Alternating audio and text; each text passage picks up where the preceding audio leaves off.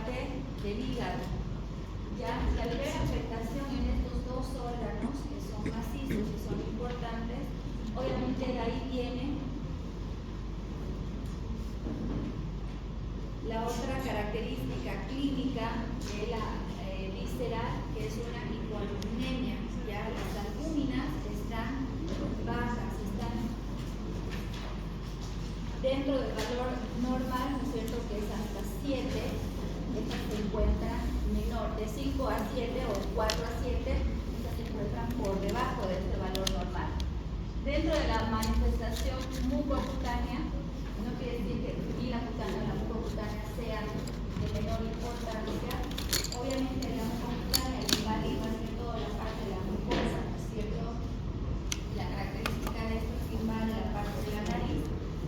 Tiene deformidades faciales, ¿no es cierto? Y la característica de esta es una deformidad o va desde el centro facial.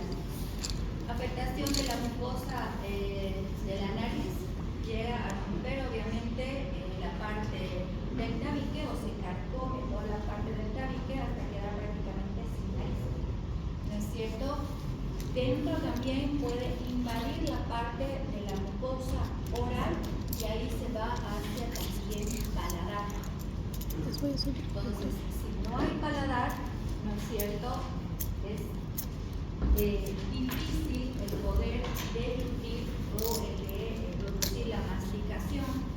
Y estos pacientes, a la larga, obviamente como no va a haber una buena masticación o buena deglución, ¿no es cierto?, esta comida, porque no hay paladar, esta se va al pulmón y a la larga, ya esta leishmaniasis hace neumonías por microaspiración.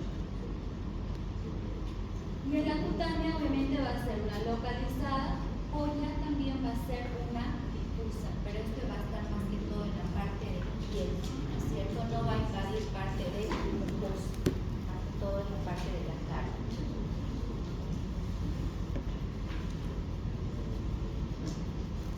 Bien, dentro de las características, ¿no es cierto?, de la leishmaniasis cutánea, porque esta es cutánea, ¿no es cierto?, no es una mucocutánea, no es una visceral. Bien,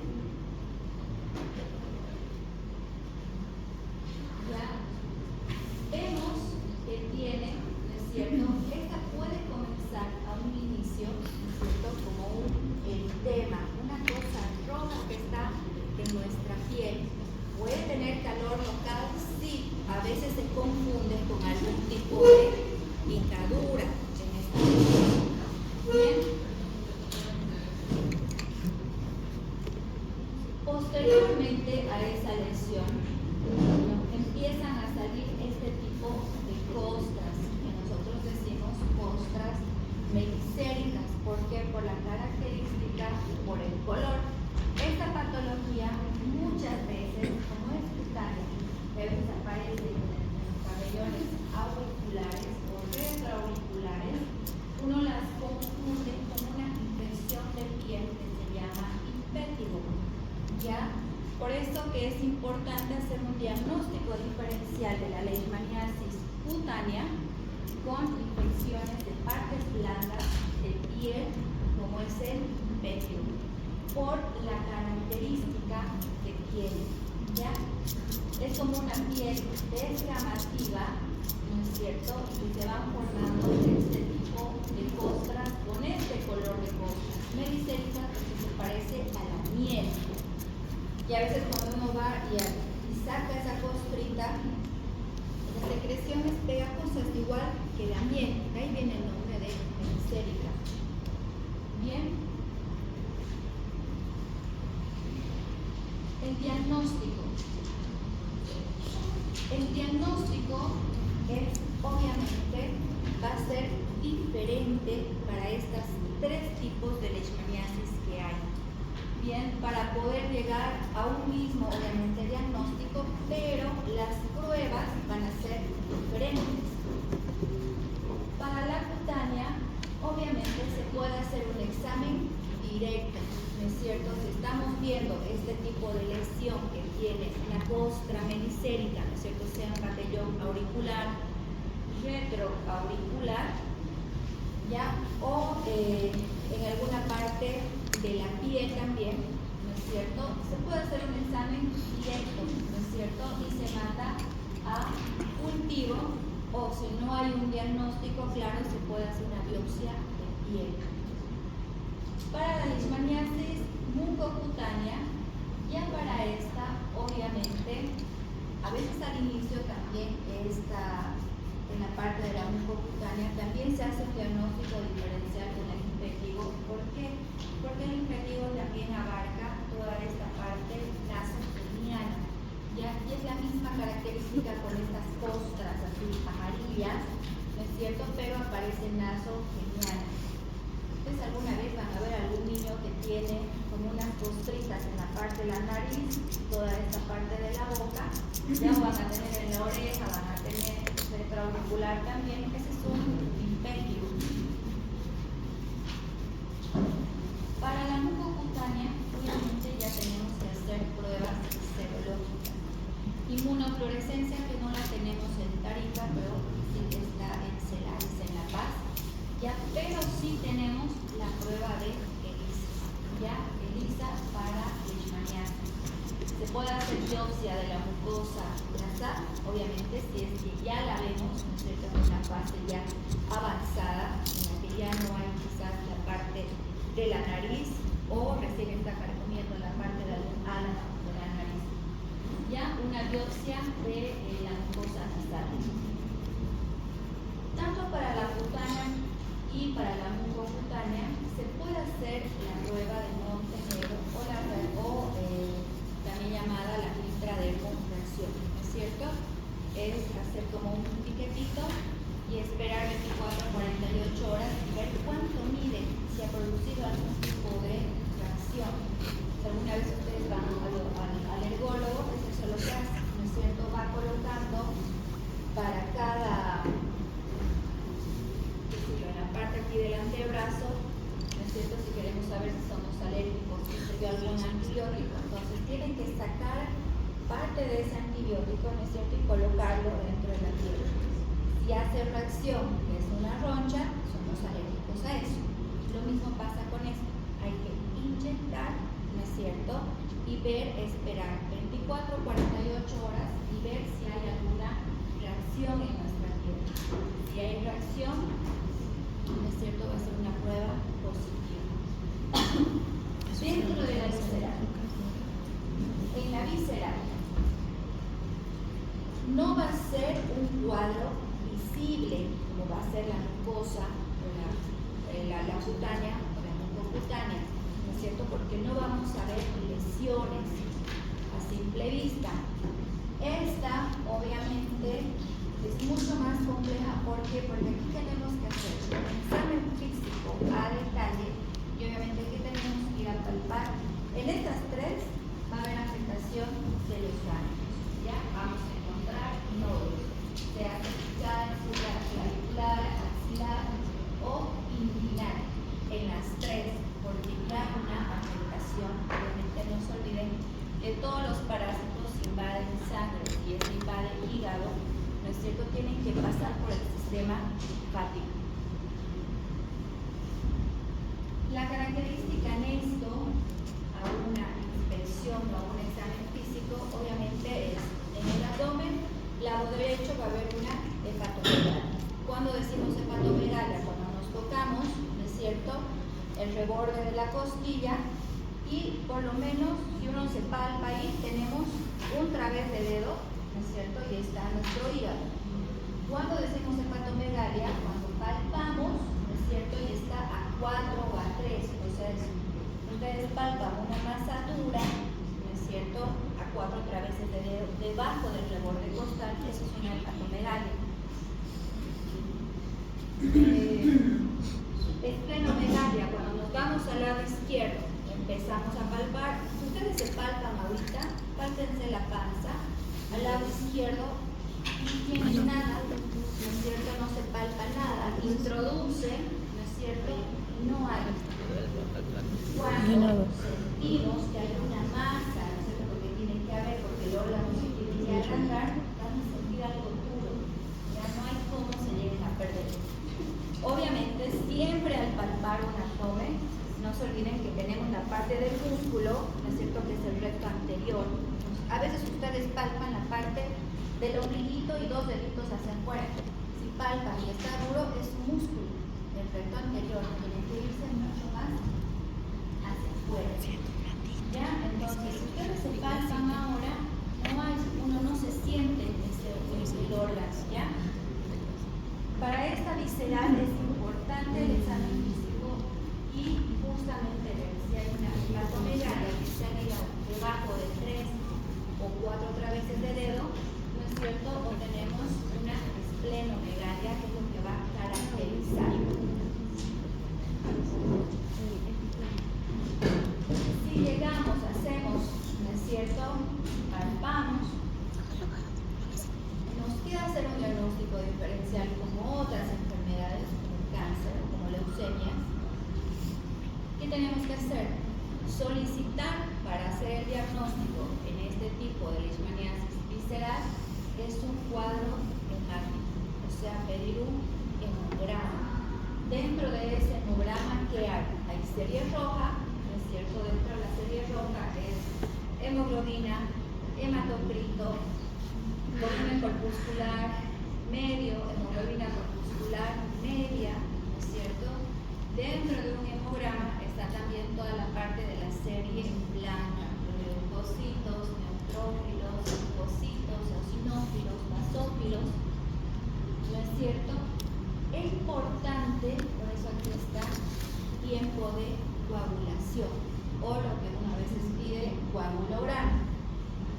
¿Por qué? Porque no nos olvidemos que hay afectación del hígado, y el hígado es una gran parte del sistema de coagulación. Si tenemos un hígado grande, tenemos un hígado ya inflamado, ¿no es cierto? Porque dentro de la forma evolutiva, ¿no es cierto?, estos van a los hepatocitos, y todo lo que entre a algún lugar va a provocar una reacción inflamatoria. Entonces se pide el tiempo de coagulación, ¿no es cierto? Si está aumentado o el tiempo de coagulación es bajo. Obviamente, serologías. Nosotros pedimos serologías para hacer diagnóstico diferencial. Dentro de una de las serologías para hacer un diagnóstico está toxoplasmosis. ¿Ya? Toxoplasmosis, otros virus como el virus de Epstein-Barr, como el virus de herpes simple, ya una mononucleosis infecciosa, porque estos también producen hepatoesplenomegalia. Si todas las serologías para toxoplasmosis, Epstein-Barr, para una mononucleosis, para un herpes, da negativo, incluso se piden serologías para hepatitis, ¿ya? Tanto para hepatitis A, hepatitis B y la hepatitis C, para poder descartar esto, y si no, nos va a salir que va a ser para leishmaniasis.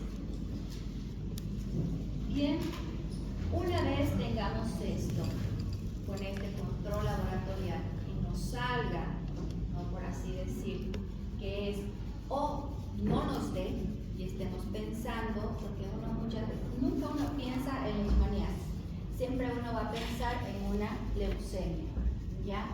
De igual manera, entonces hay que hacer un aspirado de médula ósea.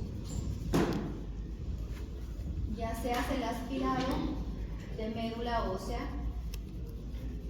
o también puede ser el aspirado de vaso, pero muchas veces este no se realiza con frecuencia, ¿ya? Porque no nos olvidemos que el vaso es un órgano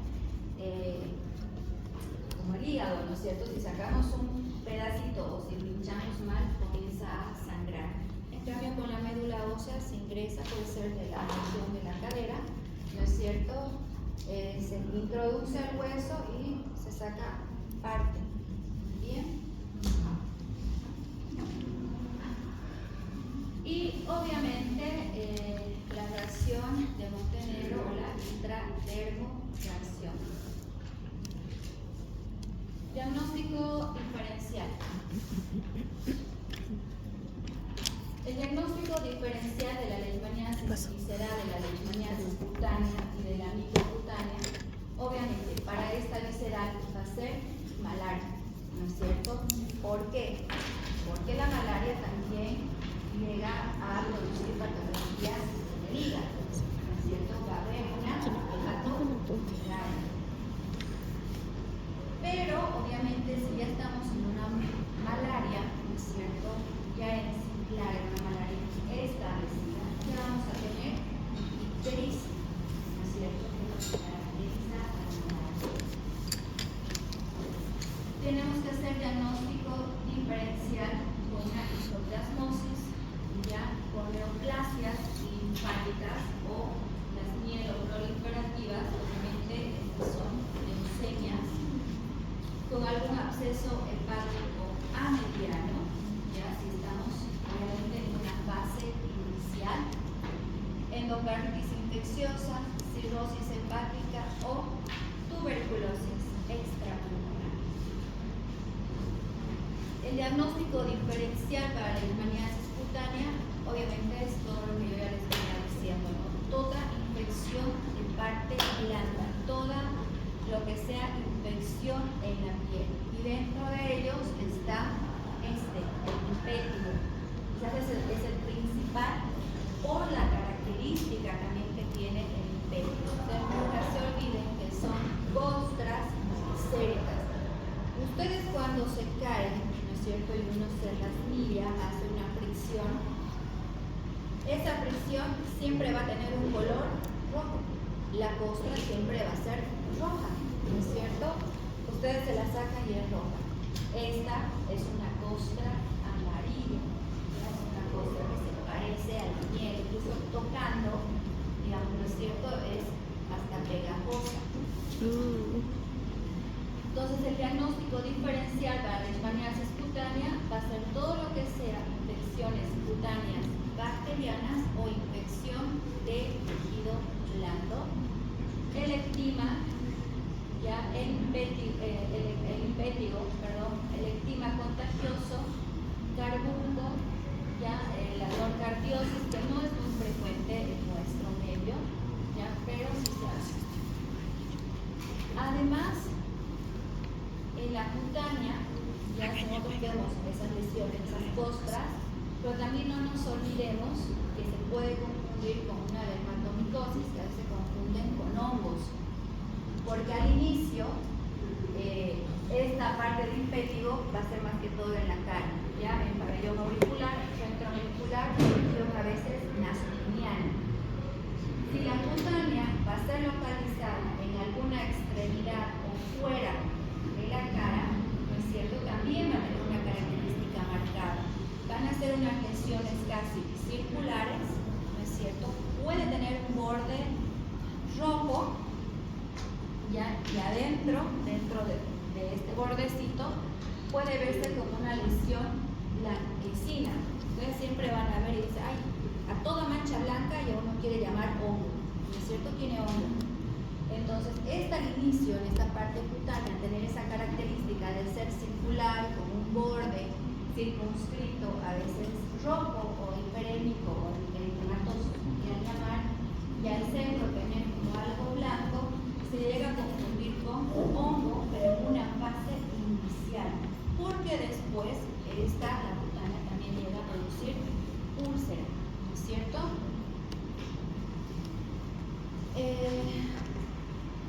Dermatomicosis. Con la miasis, es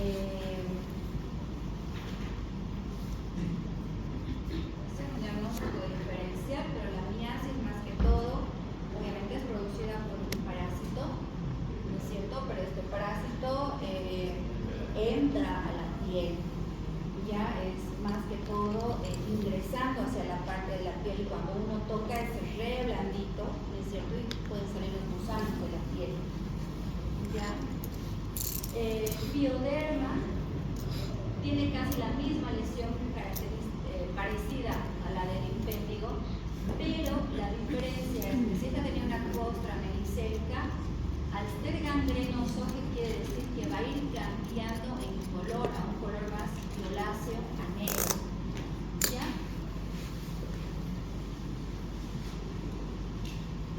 Bien. Entonces, dentro de los exámenes, ¿no es cierto? Tenemos el examen directo, que obviamente es, como el nombre lo dice, ¿no? Un examen directo. ¿Qué hay que hacer? Es una toma de muestras. Es una leishmaniasis cutánea, ¿no es cierto? Que lo que se hace es tomar, raspar, ¿no es cierto?, la lesión y colocar hacia un portaobjetos, ¿no?, en la cual obviamente se puede extender con los colorantes que ya hemos visto, ¿no?, con la tinción de Gienza. Ya la toma de muestras. Se puede hacer una incisión si es que aún está cubierta por algún pliegue, digamos, de la piel, o directamente como se ve aquí, ya con un hisopo. Obviamente aquí dice punción y aspiración, pero si ya uno ve que es esta úlcera, ¿no es cierto? ¿Para qué vamos a punzar si ya la estamos viendo y se hace solamente un cultivo? Se toma la muestra con el hisopo, ¿no es cierto? Y se pone al portaobjetos. Ahora obviamente a esto se le puede colocar la tinción Gienza, sí. Si queremos hacer obviamente biopsia y mandar a estudios histopatológicos, ahí sí tendríamos que sacar, ¿no es cierto?, y tratar de aspirar para enviar, o para las biopsias, ¿no es cierto?, tienen como unas cucharitas especiales, ¿ya?, re chiquititas, ¿no es cierto?, y que sacan. Son, ¿alguna vez han visto de la stevia las cucharitas que vienen, las en polvo?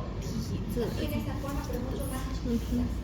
¿Ya? Entonces, con eso en la lesión agarran y hacen, pues sacan como un bocado, ¿no es cierto?, y mandan para un estudio histopatológico.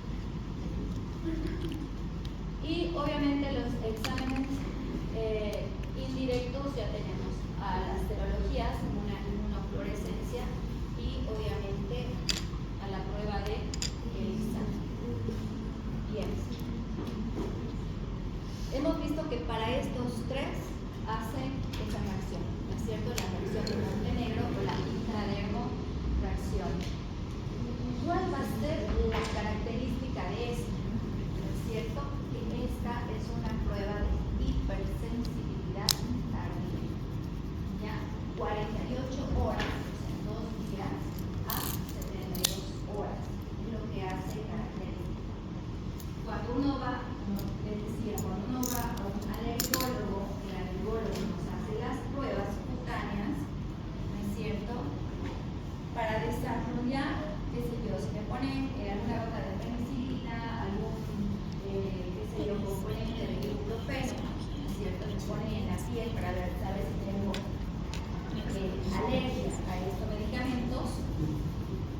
La reacción puede ser instantánea, ¿ya?, o hay 24 horas para estas pruebas. La intradermofracción de Montenegro es una prueba de hipersensibilidad tardía, no es inmediata. ¿Ya? ¿Por qué tardía? Porque vamos, la reacción se va a hacer con la lectura, se va a dar a las 48 o 72 horas de la aplicación, ¿ya? ¿No es cierto? Mediante el piquetito, ya de alguna sustancia del parásito, ¿no es cierto?, y nos va a dar positivo si es que esta tiene un diámetro, medimos, mayor a 5 milímetros. Estamos hablando de milímetros chiquitos, de la regla, ¿no es cierto?, el primer cuadradito que hay. Ya, pero es hipersensibilidad tardía, con una lectura a las 48-72 horas después de haber hecho el piquete, y va a ser positiva cuando la induración o la roncha o la lesión, ¿no es cierto?, maculopapulosa que va a llegar a producir va a ser mayor a 5 milímetros. No es inmediato, es tardía.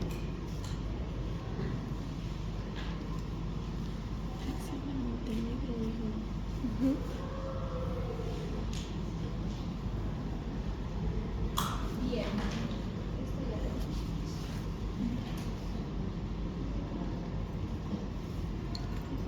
Incluso aquí, a veces en la cutánea, la prueba de reacción de Montenegro, ya se puede hacer la lectura a 48, 72 horas, o incluso puede ser mucho más tardía y se puede lecturar entre más o menos un mes, a veces se llega a 2 meses, ya después de ese etiquete. Cuando hacemos esta reacción, es como hacer el tratamiento al paciente tuberculoso. ¿Qué quiere decir? Tenemos que estar todos los días, ya, o él viene o nosotros vamos a su hogar y ver todos los días la lesión en el etiquete donde hemos hecho. Ya, ¿no es cierto? Los pacientes tuberculosos tienen que ir todos los días al centro asistencial o nosotros ir a dar la medicación.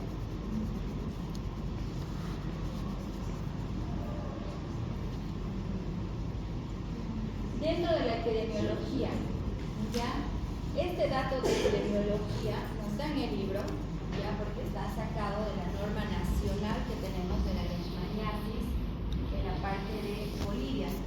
Ya el Ministerio de Salud ha implementado, tenemos ya un libro de la norma ya para la leishmaniasis, también hay una norma, ¿no es cierto?, para la tuberculosis.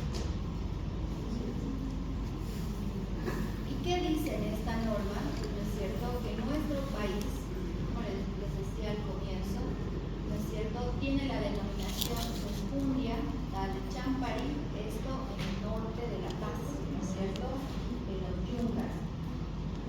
Ya de Roco en Alto Beni, que también corresponde, ¿no es cierto?, a La Paz, y aquí la conocen como Fundia. Es importante conocer, por lo menos si alguna vez uno escucha, tener en cuenta estos nombres, ¿no es cierto? Uno muchas veces puede estar en Tarija, después se puede ir a La Paz en una especialidad, ¿no es cierto? Y la gente nunca va a venir y les va a decir leishmaniasis, ¿no es cierto? Porque eso conocen con otro nombre, ¿ya? Y estos dos nombres para los yungas de nosotros es la Fundia. Ahora, en la actualidad ya hay reportes de leishmaniasis en 7 departamentos. Somos 9, casi toda Bolivia ya tiene datos epidemiológicos de leishmaniasis. Destapando está Beni, Santa Cruz, La Paz, Cochabamba, Saca, Tarija. Bien, excepto Oruro y Potosí, el resto tenemos datos epidemiológicos de leishmaniasis. Desde 1983 hasta el 2014, ya todo este tiempo, se han evidenciado 52.242 casos de leishmaniasis. La mayoría, obviamente, es la cutánea en un 92%, la mucosa en un 8% y la leishmaniasis hasta el 2014 no superaba ese 1,2%, porque la leishmaniasis se hace al azar. Una vez no se realiza un tratamiento inmediato, esta sí es importante. ¿Ya?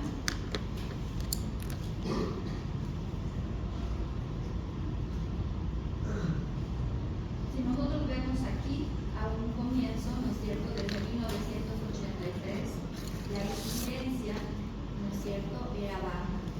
Hasta 2006, 2007 y 2008 ha habido un pico en esta parasitosis.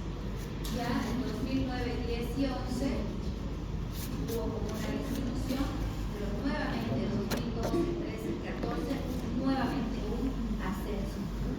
Hasta el momento, ya hasta el año 24, hasta el 2023, en la parte de La Paz y Saca había mucha más prevalencia de la leishmaniasis cutánea. Y en Tarija hemos tenido mucha más prevalencia de la leishmaniasis visceral, más que todo en la parte de pulmón.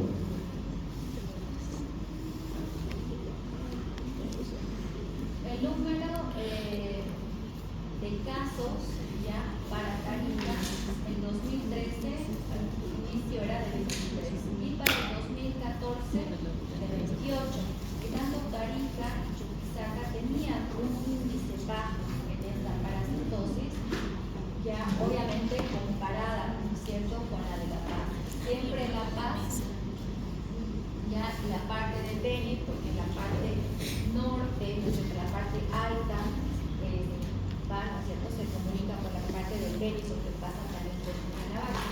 Entonces, en estos dos departamentos son donde más prevalencia hay de la parasitosis, pero marcando la cutánea, ¿ya? O la mucocutánea también. Prevención. ¿Cuáles van a ser las medidas de prevención para esta parasitosis? Obviamente, si esto está producido por un mosquito, ¿no es cierto? Y ustedes están suscritos a uso de mosquiteros, ¿no es cierto? Uso de ropa que llegue a extremidades sin tener mucha piel expuesta, ¿no es cierto? Uso de repelentes, ¿ya? Y obviamente, ¿qué es lo que se tiene que hacer alrededor, digamos, una medida de prevención en la casa? Limpiar los alrededores, ¿no es cierto? Es como el momento de todo mosquito, ¿no es cierto? Necesita de charcos para seguir reproduciéndose. Entonces, dentro de las medidas de prevención, ¿no es cierto? Están obviamente profilaxis individuales, uso de mosquiteros, mantas largas, repelentes si se puede.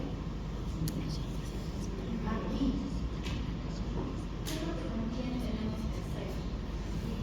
Y nosotros, por más uso de mosquiteros, por más uso de repelentes, por más el uso de ropa larga que se va a cuidar como medida preventiva individual, y no hacemos un control veterinario, ¿cierto? Porque tenemos otros sistemas para esta parasitología dentro de ellos los canes. Es por eso que esta parasitosis continúa y no se la puede parar, porque no hay buenos amos, por así decirlo, ¿cierto?, que lleven a control veterinario a las mascotas. No la hay. Toda esta, la parte del control veterinario, obviamente es muy difícil, ¿ya? Porque estos animales también tienen estos tres tipos de leishmaniasis: la cutánea, la mucocutánea y la visceral. Incluso los perros, ustedes alguna vez si van a la parte, digamos, de los yungas hacia adentro, tienen la misma lesión mucocutánea que el hombre. Tienen toda la parte de la nariz que se está intentando como a sacar. ¿Ya? Es la misma lesión que tenemos nosotros. Esos animales también la padecen. Si tienen la leishmaniasis visceral, también ya van a ser unos perros que, aparte de estar flacos, es cierto, van a tener un abdomen grande. ¿Por qué? Porque también hacen una hepatospleno grande. Esta parte, obviamente, del control veterinario en mascotas es la parte más compleja, ¿no es cierto? Y mucho más todavía para un área rural en la que se crían animales para el cuidado de la casa, ¿no es cierto?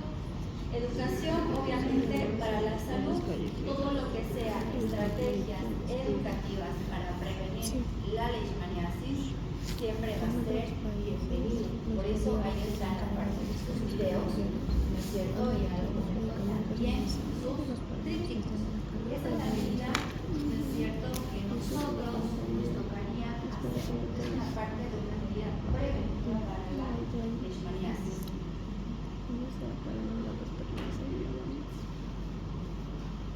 No, igual, esto es sacado de la norma, ya del manual de leishmaniasis, y es lo que está prácticamente en el libro también, ¿no es cierto? Pero esto se va para la responsabilidad a entidades empleadoras, a las que están en la parte rural, ¿no es cierto? Yo tengo a alguien que va a ir, qué sé yo, a cuidar mi casa o para otro tipo de empresas. ¿Qué es lo que tiene que dar esta empresa a sus trabajadores? Ya es una ropa de trabajo, ¿no es cierto?, repelentes, mosquiteros y mallas milimétricas para las viviendas, y el rociado residual de viviendas en el área donde se desarrolla el trabajo. Y esto ya está dado por la norma técnica de leishmaniasis bovina. El control Obviamente el control, si se puede, tiene que ser mediante fumigación masiva en las zonas endémicas, ¿no es cierto?, donde se manifiesta mucho más o haya mucho más prevalencia de la parasitosis. Esta fumigación tiene que ser, no solamente tiene que ser alrededor de la casa, tiene que ser intra, ¿ya? Tiene que ser, o sea, ¿qué quiere decir? Dentro, tiene que ser hacia afuera y mucho más abarcando un área.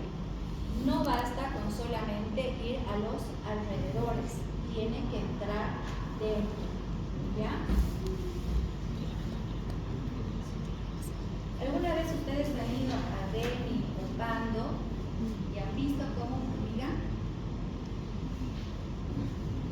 La alcaldía, ¿no es cierto?, ya ellos tienen sus motores. Entonces, ¿qué hacen? Agarran, pasan por la calle y tienen así su aparatito en el cual fumigan, ¿no es cierto? Pero fumigan prácticamente la calle, obviamente en Beni son las zonas zancas todavía porque no hay un embovedado, ¿no es cierto? Entonces, fumigan. No nos olvidemos que si solamente yo paso por aquí y fumigo esta parte, solamente los voy a beneficiar a la primera fila, ¿no es cierto? Porque ese humo no entra hacia las viviendas. Por eso que en la norma se dice que la fumigación también tiene que ser intradomiciliaria.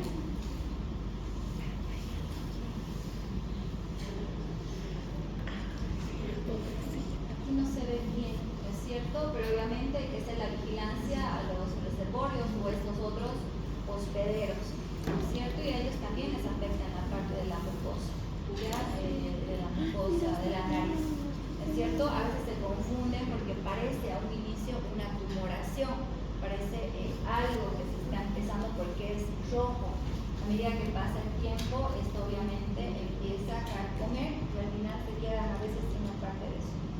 Y su nariz. El tratamiento, ya prácticamente esto va a estar dado. Esta diapositiva la voy a subir hoy. ¿Por qué? Esto es lo que a mí me interesa. Ya quizás sí que lo tengan, que en algún momento lo puedan llegar a utilizar. ¿Por qué? Porque el tratamiento para la leishmaniasis ya uno la realiza según la norma. Ya no es que nosotros tenemos leishmaniasis y nos vamos al libro de Botero. No, porque ya en Bolivia tenemos una norma y el tratamiento nosotros lo hacemos y ustedes también en algún momento en base a la norma técnica que ya tenemos en Bolivia.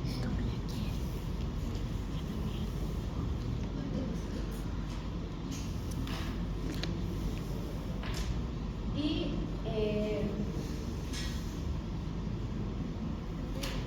va a ser el antimonio. Ya, ahorita vamos a ver la parte también de la amphotericina B.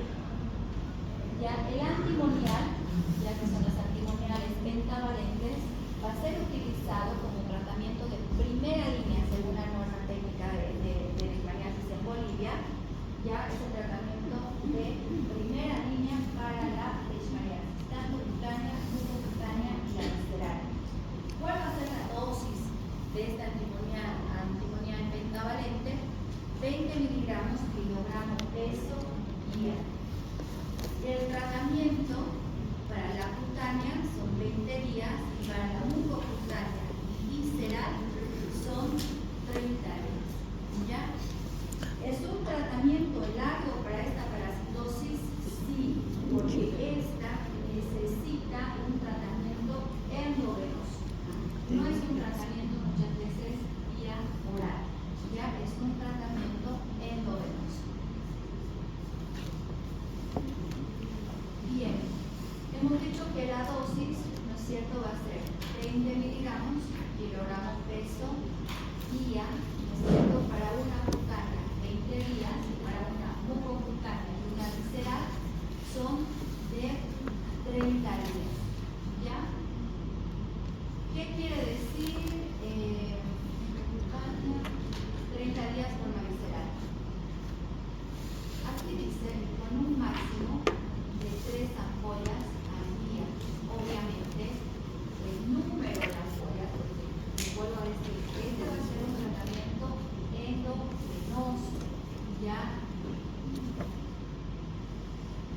un máximo de, ¿ya?, de 3 ampollas al día. La forma de administración va a ser la endovenosa. Esta endovenosa es importantísimo, la dilución que hay que hacer de esta ampolla tiene que estar bien diluida en solución fisiológica, nunca solución dextrosa. ¿Por qué? Porque esta medicación se precipita, ¿ya?, forma de modo, se hace como sal, ¿bien? Entonces no va a pasar por parte de la vena. Por eso tiene que ser su dilución en solución fisiológica de 100 a 200 ml. Y esta, para ser pasada por vena, tiene que ser de 1 a 2 horas. Bajo monitoreo, ¿qué quiere decir? Que tenemos nuestro monitor para controlar frecuencia cardíaca, frecuencia respiratoria y presión arterial. Porque tiene efectos neuromusculares como artromialgias, dolor local, arde, ya, vasculares, ¿no es cierto?, una tromboflebitis. Obviamente las tromboflebitis no siempre van a ser por esta medicación, ¿no?, por cualquier otra medicación. Neurológicas, fiebre, cefalea, letargia, ¿no es cierto?, que les cause mucho sueño. Y más que todo, van a haber cambios cardíacos. Por eso que se necesita monitorización para el tratamiento de esta parasitosis cuando estemos administrando un antimonial pentavalente. ¿Por qué? Siempre con un control electrocardiográfico. Porque produce ya alteraciones, ¿no es cierto?, en la parte del electrocardiograma. Ya las ondas T están muy picudas, hay un ensanchamiento del complejo QR también. Entonces son alteraciones que van a producir en la parte cardíaca. Ya renales también hay una elevación de la creatinina, ¿no es cierto?, y hepática. Por eso que para estas siempre con ese tratamiento hay que estar haciendo un control laboratorial casi frecuente para ver por qué, porque hay lesiones, nos puede llegar a producir un daño hepático y un daño renal. Bien,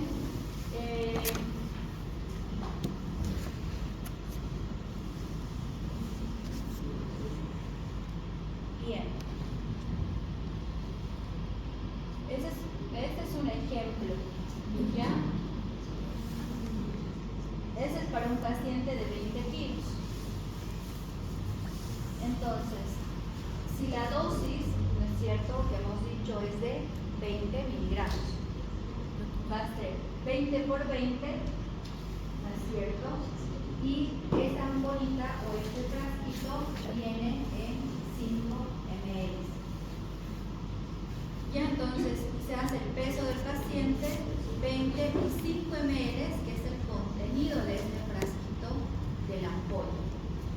Y se multiplica 20 peso, dosis por peso, ¿no es cierto?, y por 5. Entonces nosotros vamos a necesitar 405 o 425 miligramos, ¿no es cierto?, de antimonio, ya que van a estar en cada una de estas ampollitas. Con esto no voy a hacer demasiado serios para mí, ¿ya? Pero esto está dentro de la norma, que la voy a subir en algún momento, digamos, quieren hacer un cálculo y ver a cuánto toca para algún paciente. Bien, amphotericina B, ¿no es cierto?, es el otro tratamiento que ustedes han mencionado, ¿no es cierto?, en sus videos, que da benzodiazepínicos.